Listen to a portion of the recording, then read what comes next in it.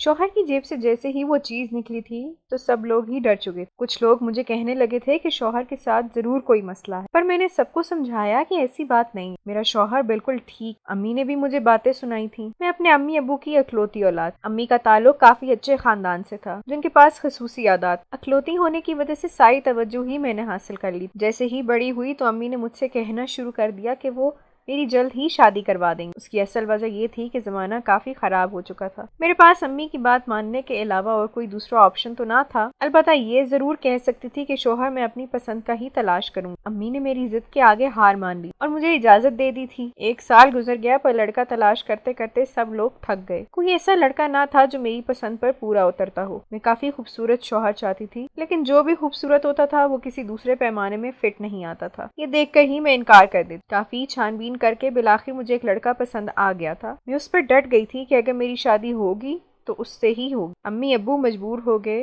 और जल्द ही रिश्ता पक्का हो गया था। अम्मी मुझसे यही कहती थी कि ज़ाहिरी खूबसूरती बिल्कुल भी मानी नहीं रखती है और एक ना एक दिन शौहर की ये खूबसूरती मांद पड़ जाएगी। उनकी बात पर मैं परेशान हो जाती थी। मेरे नजदीक खूबसूरती ही सब कुछ था, उसके अलावा मुझे कोई भी चीज पुरकशिश नहीं लगती थी। 20 साल की उम्र में ही मेरी शादी हो गई थी। अम्मी से जिद करके मैंने काफी कुछ सीख लिया था और इन चीजों का विर्त करते रहने से मैं जवान हो सकती। अम्मी ने सख्ती से मना किया था कि इन चीजों का इस्तेमाल मैं अपने शौहर के लिए बिल्कुल भी नहीं कर सकती। मैंने अम्मी की बात मान ली। शौहर जैसे ही बाहर जाता था तो मैं विर्त करने लग जाती थी और अकेले बैठकर 2 घंटे यही काम करती। उसके बाद मेरे चेहरे पर नूर आ जाता था। शौहर उठकर मुझे देखता तो हैरान हो जाता था। एक दिन मुझसे कहने लगा कि मैं तो दिन ब दिन जवान होती जा रही हूँ। उसकी इस तारीफ पर मैं काफी खुश हो गई। अम्मी के साथ मैं बहुत ही तकरीबात पर आती जाती रहती। सब यही सोचते थे कि मैं अब शादीशुदा हूँ, पर फिर भी इतनी जवान कैसे हूँ। मैंने किसी से कोई बात भी नहीं, पर आहिस्ता आहिस्ता मैंने ये फैसला किया कि अब अपने शौहर के लिए भी वैसा ही विर्त करूँ। जैसे ही रात को सोता था मैं उसके पास बैठकर विर्त करना शुरू कर देती। वो काफी पक्की नींद सोता था, मुझे इसका फायदा हो जाता था। लेकिन जैसे ही अगले रोज सुबह शौहर को देखती तो उसका चेहरा वैसे का वैसा ही होता था। मुझे काफी मायूसी होती थी कि रात को जाकर वो सब किया, लेकिन उसका बिल्कुल भी फायदा ना हुआ। मैं बहुत परेशान हो गई थी कि अब क्या करूं, लेकिन रोज यही काम करती और एक यकीन था कि शायद सच में मेरी तरह शौहर भी जवान रहे। पर एक रात जब सास ने शौहर के कपड़े धोए और उसकी जेब से वो तावीज निकला तो सास शॉक हो गई। उनका सारा शक मुझ पर गया था, लेकिन ये बात सच थी कि मैंने कभी भी तावीज का इस्तेमाल नहीं किया था। मुझे काफी हैरानी हुई। सास ने मुझे काफी डांटा था और कहने लगी कि अगर दोबारा इन्हें ये सब दिखाई दिया तो वो मुझे घर से निकाल देंगे। वो अपने बेटे की बर्बादी बिल्कुल भी नहीं देख सकती हैं। मैं भी आगे से चुप हो गई थी। उनसे बात करने का कोई फायदा नहीं था, लेकिन अपने इस विर्त से बिल्कुल भी बाज नहीं आई और इस काम को जारी रखा था। पर इसका दोबारा से कोई नतीजा ना निकला और एक रोज फिर से शौहर की जेब से वही कुछ निकला। इस बार सास का गुस्सा 7वें आसमान पर पहुंच गया था। उन्होंने मुझे बाजुओं से पकड़कर बाहर निकाल दिया था। पर मेरे शौहर ने ये सब देखा तो अपनी माँ को रोक दिया। मैं काफी खूबसूरत थी और जानती थी कि शौहर मुझे दिल से चाहता है। शौहर ने मुझे वापस घर में जगह दे दी। अम्मी ने मुझे साफ मना कर दिया था कि आइंदा मैं ये सब बिल्कुल भी ना करूं, वरना मेरी जिंदगी सच में तबाही के धाने पर पहुंच जाएगी। मैं भी अब होशियार हो गई कि मुझे ये सब कुछ खत्म कर देना चाहिए। एक दिन मैंने उस विर्त का नागा कर लिया था, लेकिन जैसे ही सोकर उठी तो मेरी नजर आईने पर गई थी ताकि मैं अपनी शक्ल देख सकूं। मेरे चेहरे पर कोई झुर्री तो नहीं पड़ी, पर ऐसा बिल्कुल भी नहीं था।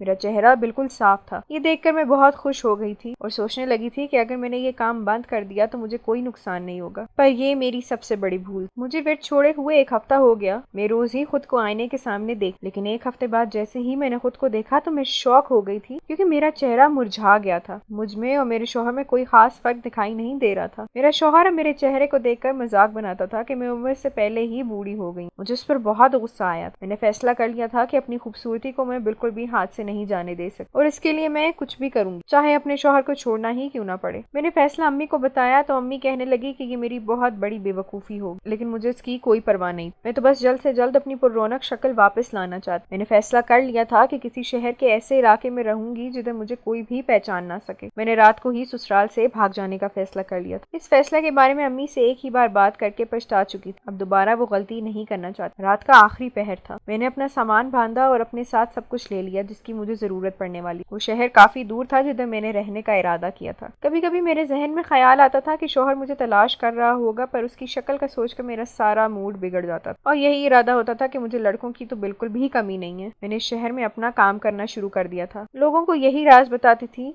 सबको यही लगता था कि मैं कोई पीरनी हूँ। मेरे पास हर चीज का हल है। सब मुझे अभी भी 20 या 18 साल की लड़की समझते थे, पर कोई भी नहीं जानता था कि मैं 27 साल की हो चुकी। बहुत से लड़के मेरे पास आते थे, मेरी खूबसूरती को देखकर कम ही मुतासिर होते थे, बल्कि अब वो ज्यादातर मुझे जादूगरनी कहते और मेरे इस जादू से डरते थे। मुझे अब अंदाजा हुआ था कि कोई भी मुझसे शादी नहीं करेगा, क्योंकि ये सब लोग ही मुझे पहचान चुके थे। मैंने अपना चेहरा बदलना चाहा था। मेरे पास पैसों की बिल्कुल भी कमी नहीं, इस वजह से सर्जरी करवाने का फैसला किया था। ये शहर मेरे लिए बिल्कुल फिट था। जब ही ये शहर छोड़कर बिल्कुल भी नहीं जाना चाहती, मैंने एक अच्छे डॉक्टर का बंदोबस्त किया और अपनी सर्जरी करवाने का फैसला कर लिया। मेरी सर्जरी कामयाब हो गई थी, पर जैसे ही मैंने दोबारा से अपना काम करना शुरू किया तो मेरे होश उड़ गए थे, क्योंकि अब ये काम मेरे बस का नहीं रहा था। जैसे ही काम शुरू करती तो मेरे चेहरे पर जलन होना शुरू हो जाती। वो जलन इतनी तेज होती थी कि मुझे मजबूरन अपना काम बंद करना पड़ा था। मेरे अच्छे हालात अब दिन ब दिन खत्म होना शुरू हो गए थे। मुझे समझ बिल्कुल नहीं आ रहा था कि अब मैं क्या करूं और कहाँ जाऊं। मैंने फैसला किया कि मुझे वापस जाना चाहिए, कि मैं किस मुंह से वापस जाती, इस बात की मुझे समझ नहीं आ रही। क्या मेरा शौहर मुझे फिर से कबूल करेगा? मुझे इस बात की फिक्र। ये बात बरहक थी कि वो इतने बड़े धोखे के बाद मुझे बिल्कुल भी कबूल ना करता, पर मेरे पास कोई चारा ना था। मेरा हुलिया बहुत खराब हो चुका था। ऐसा लग रहा था जैसे मैं बूढ़ी हो चुकी हूँ। जिस जगह रहती थी वो जगह किराए पर थी। पहले 2-4 माह मैंने इस जगह का किराया दिया था, लेकिन अब मेरे पास पैसे खत्म हो चुके थे कि मैं इस जगह का किराया दे पाती। किराएदार मुझे बातें सुनाने लगा था कि अगर उस माह मैंने किराया अदा ना किया तो वो मुझे घर से निकाल देगा। ये बात सुनकर मुझे अब ऐसा लगने लगा था कि जल्द ही मेरे सर से छत भी जाने वाली है, और यही बात सच साबित हो गई, क्योंकि मुझे कोई काम नहीं आता था जिसे करके मैं कुछ कमा सकती। इसी वजह से एक दिन किराएदार ने मुझे जगह खाली करने का कहा। मेरे पास इतना सामान भी ना था और मैंने जल्दी से ही घर खाली किया था और बाहर सड़क पर आ गई। मुझे ऐसा लग रहा था जैसे मुझे गलत काम करने की कोई सजा मिल रही है। मैं इसी सोच में इधर उधर चक्कर लगा रही थी। कभी कोई भला इंसान देखती तो उसको मदद के लिए बुलाती, पर वो भी मुझे देखकर यही समझ लेता कि मैं कोई भिखारी। वरना ऐसे कौन सड़क के दरमियान खड़ा हो सकता था। मैंने उस दिन कुछ भी नहीं खाया था। भूख से मेरा बुरा हाल हो चुका था। अचानक ही मेरे चेहरे के सामने अंधेरा छाने लगा था। मुझे ऐसा लगने लगा जैसे मेरी जिंदगी के आखिरी मंजिल अब बिल्कुल करीब है और इसके बाद मुझे मेरे कर्मों की सजा मिल जाएगी। मैं उस सड़क के दरमियान भी होश हो चली। उसके बाद मेरी आंख तब खुली जब मेरे कानों में अजीब सी आवाज गूंजी, जैसे 2 बच्चे आपस में लड़ाई कर रहे थे। ये आवाज सुनकर मैं अपनी आंख खोलना चाही, पर आंखें खुल ही नहीं पा रही थी। मुझे महसूस हो रहा था मेरा बिस्तर काफी नरम था। इतने दिनों के बाद मुझे ये नरम बिस्तर नसीब हुआ था। ये सोच कर ही मैं खुश हो गई। मेरे होंठ काफी खुश्क हो गए थे और मुझे पानी चाहिए। मेरे होंठ से आवाज निकलने लगी। मैं सिर्फ पानी ही कह रही। एक बच्चे ने मेरी आवाज सुनी तो शोर मचा दिया कि अम्मा को होश आ गया है। उसकी जुबान से खुद को अम्मा सुनकर मैं शॉक हो गई। मैं अब यही सोच रही थी कि आज सच में मैं इतनी बूढ़ी लगती हूँ। अपने शौहर को इस वजह से छोड़ दिया था कि वो मेरे साथ बिल्कुल भी नहीं जचता था, और अब खुद उस दोराहे पर खड़ी। उस बच्चे की आवाज सुनकर एक औरत आ गई थी जिसने मेरे होंठ के साथ पानी का ग्लास लगाया। मैंने पानी पिया और फिर से नींद की वादी में चली गई। ये बात सच थी कि मैं बहुत कमजोर महसूस कर रही। मुझ में सकत बिल्कुल ही खत्म हो चुकी। मुझ में इतनी हिम्मत भी ना थी कि उन लोगों को देख सकती जिन्होंने मुझे पनाह दी। 2 दिन बाद मेरे अंदर हिम्मत आई तो मैंने उठने की कोशिश की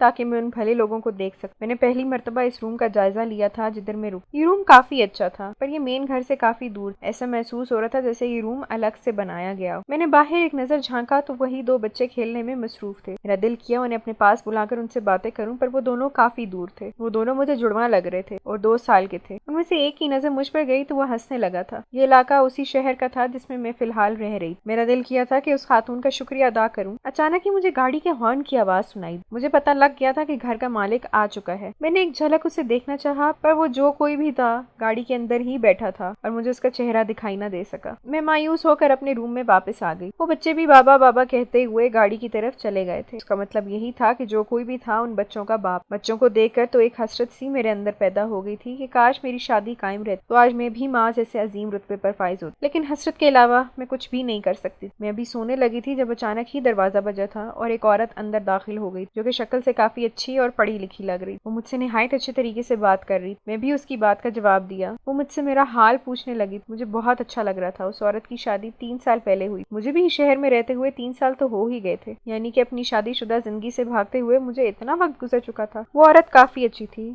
उसका इखलाक काफी अच्छा था। बहुत ही दीनदार मालूम होती थी। मेरे दिल से उसके लिए दुआएं निकली थी कि वो अपनी सारी जिंदगी खुश रहे और इसे किसी भी तरह की मुश्किल ना उठानी पड़े। मैं अब खुद ही उस औरत के घर नहीं जाती और बाहर ही रहती। मुझे ये बात काफी अजीब लगी थी कि इस औरत ने मुझसे ये भी ना पूछा कि मैं कब वापस जाऊं। मेरे दिल में उस औरत के लिए इज्जत का मयार और भी बुलंद होने लगा था। वो मुझे दिल से अच्छी लगने लगी। मैं सोचती थी कि ऐसे लोग अगर दुनिया में होते और मुझ जैसे ना होते तो दुनिया कितनी हसीन हो जाती। मुझे उसकी खुशियों को देखकर काफी रश्क आता था। एक दिन वो मुझसे पूछने लगी थी कि मैं क्या काम करती थी। फिर मुझे याद आया कि मैं जो गलत काम करती थी अगर वो उस औरत को बताया तो मेरी बनी बनाई इज्जत खराब हो जाएगी। लिहाजा मैंने उसे बताया कि लोगों के काम करके मैं पैसे कमाती थी। वो औरत मुझसे कहने लगी कि उसके बच्चे काफी तंग करते हैं, उसका शौहर सारा दिन बाहर ही होता है, वो वैसे तो काफी अच्छा है लेकिन बिजनेस की वजह से अपने बच्चों को वक्त नहीं दे पाता। उसने मुझे बच्चों की देखभाल के लिए रख लिया था। मैं भी इस बात से खुश हो गई क्योंकि उसके अलावा मैं कहाँ जाती। अब मैं उसके घर भी चली जाती और बच्चों के साथ काफी अटैच हो गई। मुझे 3 माह गुजर गए थे, कभी उसके शौहर को देखने का इत्तेफाक नहीं हुआ था। शाम से पहले अपने रूम में आ जाती थी। एक दफा पिकनिक पर जाने का प्लान बना तो औरत ने मुझे भी साथ आने का कहा, पर मैंने इनकार कर दिया क्योंकि मैं नहीं चाहती थी कि पूरी फैमिली के साथ मैं कबाब में हड्डी बन। उन सबका ट्रिप ज्यादा दिनों का बना था। जब ही औरत मुझसे कहने लगी कि वो घर को ताला लगा कर जाएगी, ये सुनकर मेरे होश उड़ गए थे कि मैं किधर जाती। उस औरत से मैंने कह दिया कि मेरा कोई ठिकाना नहीं है,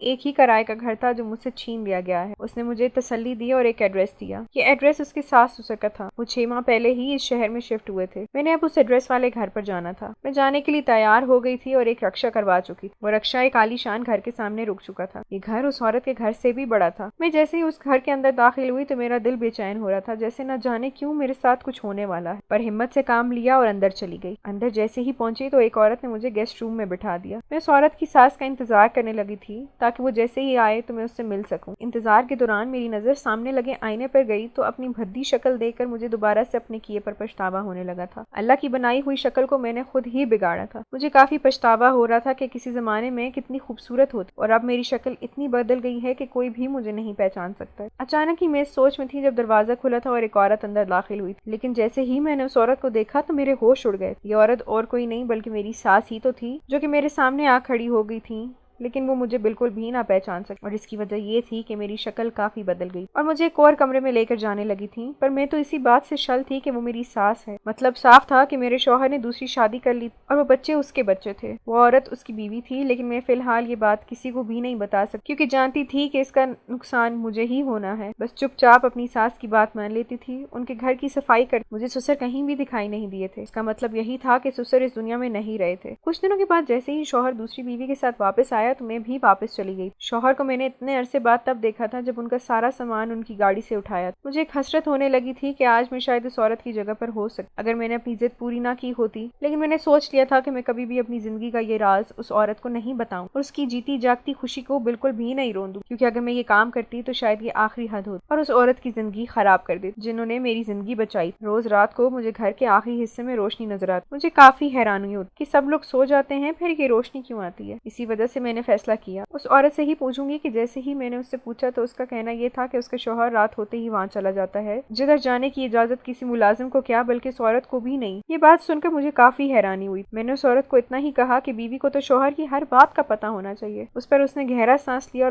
और कहने लगी कि उसके शौहर के काफी राज हैं जिनका उसे मालूम है, जैसे कि ये शादी उसके शौहर की दूसरी है। ये बात सुनकर मुझे हैरत का झटका लगा था, यानी कि वो औरत जानती है कि शौहर ने 2 शादियां की। मैंने उससे पूछा क्या उसकी पहली बीवी है, तो वो कहने लगी कि उसकी बीवी उसे छोड़कर पहले ही जा चुकी, लेकिन उसने अभी तक अपनी बीवी को तलाक नहीं। इस बात से मेरा रंग उड़ चुका था। मुझे अपने कानों पर बिल्कुल भी यकीन नहीं आ रहा था कि ये मैंने क्या सुना है, पर यही बात सच। मेरे शौहर ने मुझे तलाक बिल्कुल भी नहीं दी। फिर एक दिन मौका मिलते ही मैं उस रूम में चली गई थी जिधर रोज रात को मेरा शौहर जाता था। जैसे ही वहां देखा तो मुझे हैरत हुई क्योंकि उधर हर जगह मेरी वो चीजें मौजूद थी जो मेरे छोड़ के जाने के बाद उधर ही रह गई। मुझे काफी हैरानी हुई थी कि शौहर अभी भी मुझे याद करता है और अभी भी पहले जैसा हो सकता है, पर मेरे ज़मीर ने मुझे झंझोड़ दिया था कि अगर ऐसा किया तो दूसरी औरत का भी घर बर्बाद हो जाएगी। मैंने फैसला कर लिया था कि अब सारी जिंदगी उसी राज के साथ ही रहूं। मुझे शौहर ने वैसे भी नहीं पहचाना था कि मैं उसकी पहली बीवी। मैंने उसे इसी अंधेरे में ही सारी जिंदगी रखने का सोच लिया था। मैं इस बात पर खुश थी कि शौहर के साथ हूँ, यही मेरे लिए काफी था। सारी जिंदगी शौहर के घर में गुलामी करने का फैसला कर लिया था। आखिर इस बात को अपनी सजा के तौर पर कबूल कर लिया। कभी कभार मेरी सौतन मुझसे सवाल कर लेती थी कि मेरी जिंदगी में कोई भी नहीं है, ऐसा कैसे हो सकता है। इस बात पर मैं एक सर्द आह भरती थी और चुप हो जाती क्योंकि उसकी अच्छी जिंदगी को अपनी मफाद के लिए उजाड़ना नहीं चाहती। मुझे वो बच्चे भी ऐसे ही प्यारे थे जैसे वो मेरी सगी औलाद। मैं उनका काफी अच्छा ध्यान रख और काफी अच्छा महसूस करती थी। वो भी मेरी काफी कदर करते थे और मेरी इज्जत करते थे। ये सब देखकर मेरी आंखें नम हो जाती थी, लेकिन मैंने ये सब दिल से कबूल किया।